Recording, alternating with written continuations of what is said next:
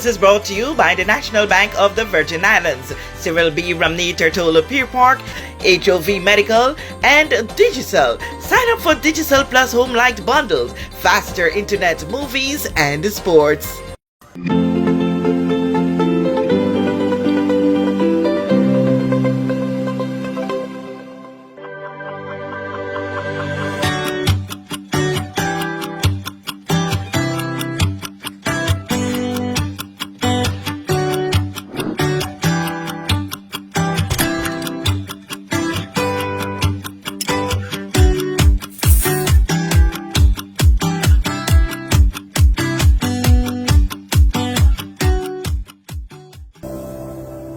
After 9 years of banking monies collected from tourists as environmental and tourism levy, the government of the Virgin Islands, under the premiership of Dr. the Honorable Natalia D. Wheatley, is about to put the monies to work, some $5 million. Quite a number of persons have complained about the amount of time that it's taken to get access to the funds, but one advantage of some of the delays in operationalizing the fund is that the money has been able to build over a period of time, as opposed to you spending it as it come in. Now I believe the fund would have received perhaps over $5 million. Yes. And of course ready to be able to make a substantial impact based on the size of the fund right now. Yeah. And I know that there are various entities which are seeking to approach the Climate Change Trust Fund Board to be able to make various proposals for accessing the fund. Among the entities in line, the BVI Electricity Corporation. I know BVI Electricity is one, because of course we have ingenious project that's been started under Honorable Kai Raiman in combination with BVI Electricity Corporation, where the BVI Electricity Corporation funds the installation of solar panels on each applicant's home, and they're able to pay back that money over time, and some of the savings that they get as a result of the solar panels contribute to that payback period, so to speak. And that it's I would say a very clever initiative, and I believe when I speak about it internationally, there are other persons who want to adopt the approach that we've taken. I think that has the potential to help us with our electricity challenges. And persons would know that every now and again we load shed, and persons complain a lot because, of course, it's hot and you don't have access to your fan or your AC, etc. But one thing that we can do to help ourselves is to have some solar panels. And for those persons who can afford it, to get the batteries, so that when you have all of this heat in the day, that actually contributes to your fan or your AC at night through the solar energy. And the other benefit of the solar panels would be that we reduce the capacity that's on the engines down in Parkwood Pond, so that when we have to do maintenance and we have to take an engine offline, because you have some persons on solar energy, the engines are under less pressure, and you could just take off an engine and do your maintenance. Deputy Premier and the Minister for Environment, Natural Resources and Climate Change, Honorable Julian Fraser R.A., anticipates a conference of parties, COP30, for the launch of the territory's climate change initiative.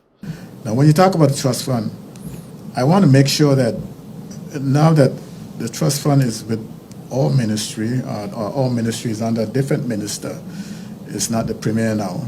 It's I'm the minister responsible for climate change. The importance of climate change hasn't changed. It's still there. The globally, it's taken seriously. We want to launch it at COP 30 and In Brazil. in Brazil in November. And this is not something that started with me. I'm sure, Premier, you're the one who would have been instrumental in deciding that it be launched at COP 30 in Brazil. But I just came from the United Nations Ocean Conference, and I see how these things work.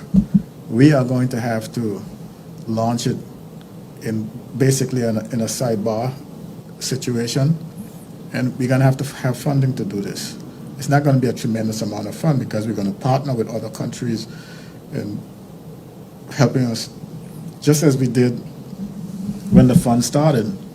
In order to get involved, we had to be it's a five Gs, right? Not five Gs. 5 Cs. 5 Cs, who piloted us to Sweden to see the first COP that we went to understand what takes place at these conferences. And this is the world scene. It's the world scene.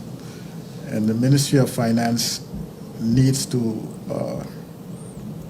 take us seriously when we start talking about having the funds to do what we need to do. We've just been able to, I just learned, before I came, I just learned that we were able to get that seed money, which came from the environmental levy. Yes. So with that, the rest of the world begins to see that we're being serious about our efforts in getting this climate change trust fund off the ground. When I went to the conference, everyone who is preparing to establish a fund wants to engage the Virgin Islands because we are like pioneers in this area. And if we can get out there first, it would continue to, our popularity will continue to grow among the other small island states, and as far as establishing funds, because everyone wants to do the same thing. And that's how important it is to get out there and start building a fund. Premier and his deputy were part of a panel discussing this and other matters on the government's live program, Virgin Islands Voice, which was on July 9, 2025, when the acting deputy secretary in the Ministry for Environment, Natural Resources and Climate Change, Mrs. Tessa Smith-Claxton, detailed the ministry's three-pronged stool, which caters also to the Climate Change Trust Fund. We have a climate change committee in place, which is a multi-sectoral committee that is responsible for producing and updating our climate change policy. And this committee also coordinates its implementation, among other functions. The committee is comprised of government agencies and statutory bodies representing all sectors impacted by climate change. And then we have our climate change policy, which we are actually in the process of updating right now. And this contains specific policy directives for adaptation across 13 impacted sectors, as well as mitigation measures. And some of these sectors that the policy covers includes critical infrastructure, food security, so fisheries and agriculture are there, PS Igwe. We have tourism, insurance and banking, health, water resources. So it really is sometimes we look at it as a development policy because we see climate change as a development issue and not necessarily just an environmental issue.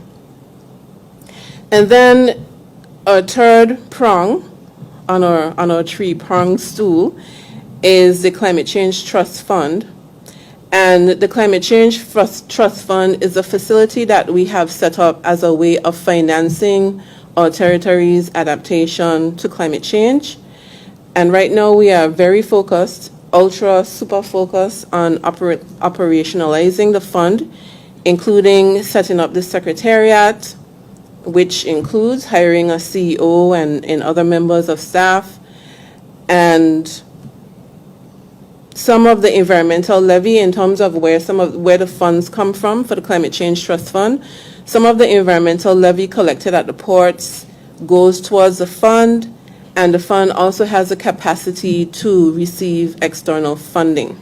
It was under the premiership of Dr. the Honorable D. Orlando Smith that the Environmental and the Tourism Levy was introduced and came into effect on September 1 of 2017. This was specific for all visitors arriving by air or sea, with certain class of persons being exempted. Among those exempted are cruise passengers arriving on cruise ships that stay less than 24 hours. There are so many persons not in agreement with this. Nonetheless, it continues. The primary focus of the fund collected is to support environmental protection, climate change initiatives, and tourism development. With this JTV News Update, Kathy Richards. We know that where you choose to bank matters, and it is your vote on what your funds do in strengthening our community. As your official Bank of Paradise, we invest and support the lifeblood of our economy by helping in the realization of personal goals for homeownership, education, and entrepreneurial visions, which support small businesses. We make it our place to connect with persons and worthy causes, and we have been doing so for more than 30 years. Where your money goes and what your dollars empower are your choice. And we thank you for choosing us, a bank that gives where it matters the most, for you, for our community, and a happier tomorrow. The National Bank of the Virgin Islands.